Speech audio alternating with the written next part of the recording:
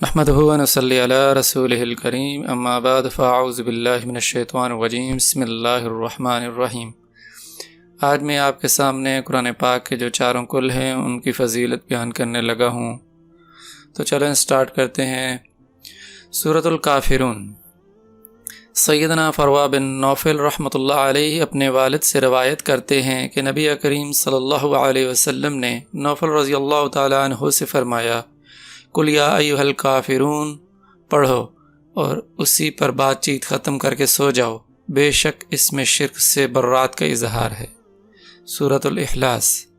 سیدنا ابو درداء رضی اللہ عنہ سے روایت ہے کہ رسول اللہ صلی اللہ علیہ وسلم نے فرمایا، کیا تم اس سے عاجز ہو کہ ہر رات 1/3 قرآن پڑھ لو؟ صحابہ رضی اللہ عنہ نے عرض کیا کہ 1/3 قرآن کس طرح پڑھیں؟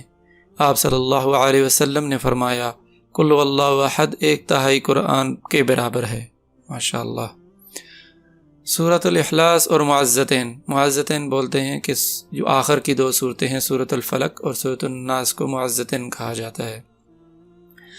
سیدنا عائشہ رضی اللہ عنہا روایت کرتی ہیں، نبی کریم صلی اللہ علیہ وسلم جب اپنے بستر پر آرام فرماتے تو روزانہ رات کو اپنے دونوں ہاتھوں کو ملا کر ان پر قل هو اللہ احد، قل اعوذ برب الفلق اور قل اعوذ برب الناس پڑھ کر پھونک مارتے، پھر دونوں ہاتھ اپنے تمام جسم پر پھیرتے جہاں تک ممکن ہوتا، پہلے اپنے سر اور پھر چہرے پر پھرتے اور سامنے کے بدن پر، اور یہ عمل آپ صلی اللہ علیہ وسلم 3 مرتبہ کرتے تھے۔